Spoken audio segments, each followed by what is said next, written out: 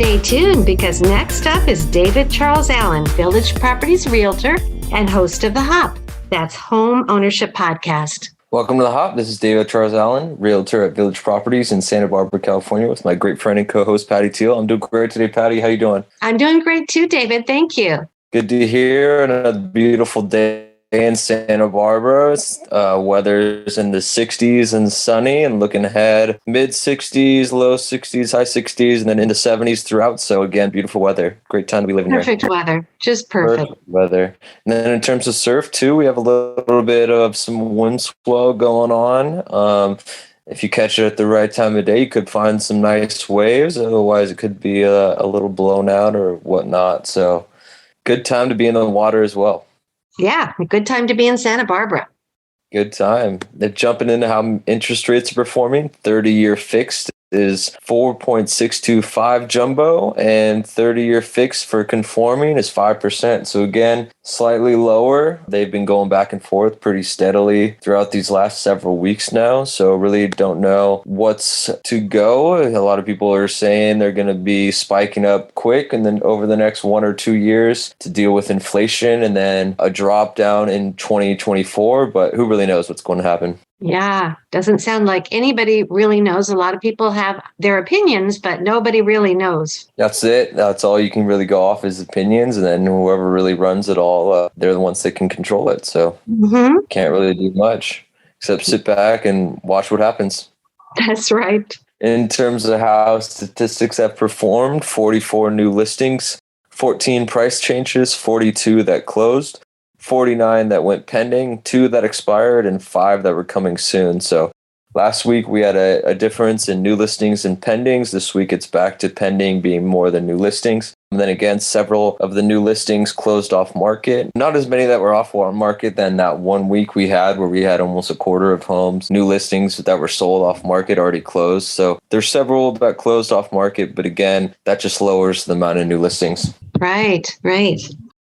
Well, it sounds like we'll just have to take each week as it comes. Yeah, what we're seeing is a lot more price changes, though. So 14 price changes, that's a pretty significant amount, and definitely seeing a lot in that market that was really taking off, that everything was selling over asking and no contingencies or anything like that. So that $1.5 million range, I've definitely seen a couple homes now that have even had price drops in that range. So that's pretty surprising.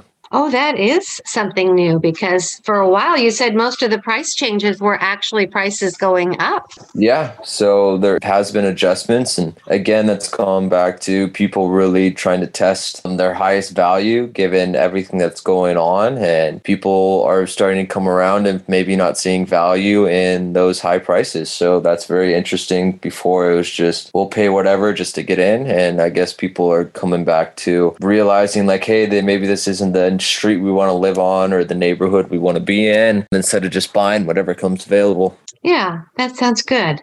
Any question of the week for me? Well, it's a question, but it's also kind of a discussion because an article came to my attention from a reader, and it was about the Oregon ban has been stopped, where now people that are searching for homes or putting in an offer on a home can write the sweetheart letter to the seller. They're allowing it now. What do you think about that? I don't know. It really depends what your perception is on how a home should be purchased. If someone's selling their home, should be able to make a decision based off of who the next person is buying it, as if it's their own personal property, or if it's more like a commodity where you can't limit the person who's buying it and has no effect on what you should be able to sell it for. So it really depends. Like if you're selling a bicycle, you can basically sell it if you want it to go to someone that's going to appreciate it and not just going to use it for what it is for whatever reason. You can kind of pick and choose who you want to sell your bike to. But with a house, it's different. If you don't want to sell it to a certain person because you think they're not going to be the best person for it, and maybe there's someone that is more compelling that you think, oh, like I could see them living here and having kids here and blah blah blah blah blah, that can get you in trouble in terms of fair housing. So housing is essentially a more of a commodity that can be sold, that has limitations on who you can sell it to in terms of your own input, even though you own it. So it's kind of confusing. It really depends on what kind of perception you want to you view those kind of situations as. Right. So I guess the reason that the ban came about in the first place, as you said, was for fair housing, to make sure that people aren't discriminating against people for their race or gender or anything like that. But on the other hand, I think people can listen and maybe make a decision, as you said, of who would really enjoy your house the most. And I think I like the idea of being able to write a letter to the seller. Yeah, it's always great because maybe your client's the perfect one for the home, but maybe they can't afford it, or they're not going to be able to compete with someone that has more funds or more means necessary to write a better offer. But you don't really care about the money so much, but passing it along. So that's always a really great benefit. Then it goes back to someone's going to be angry at a situation no matter what happens. So no matter what's decided on, someone's going to be upset in most cases. So it's really hard to figure out what is the right thing to do because someone's typically on the other side of it that's going to be upset. So you just go with what you're feeling and can't really worry about it too much after that. Right. So do you see California following suit, or do you have any idea about that? Haven't heard of anything. I mean, I doubt it just because California is probably the most litigious kind of state just in terms of all the paperwork and all the forms, and inequality is definitely huge in California. So if they think those letters have any backstepping towards everyone being treated equal, I doubt that it will make a comeback, but you never know. You never know. So how are those fur babies? Everyone's doing really well. They're just enjoying life. Yeah. Moose is huge too. Mango is doing great. Bailey, they're all getting along great. So no complaints with them. Oh, that's nice. So I just finished up my stint of watching my grand dog, and he became really good friends with Ollie. Ollie just had to be careful going up the steps that they have because Riley is very rambunctious and maybe 3 times his size. But he learned to be very careful and would sneak up those steps so that Riley wouldn't jump on him. But they really got close. And now that they're back, I hear that Riley's a little bit depressed, so I think he misses me.